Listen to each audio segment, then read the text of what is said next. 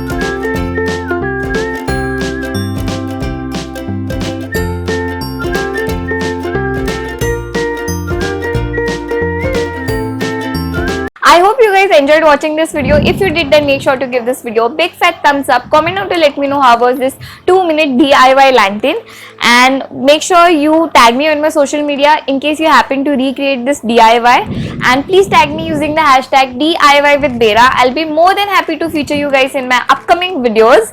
And yes, I'll be posting Diwali related videos every single day. I'm enjoying each and every bit of this series. I hope you guys also found this videos really useful and cheerful. And yes, if you guys have any video requests, then make sure you mention it in the comments down. And yeah, that's it for today's video. I'll see you guys next time. Till then, take care. Bye bye.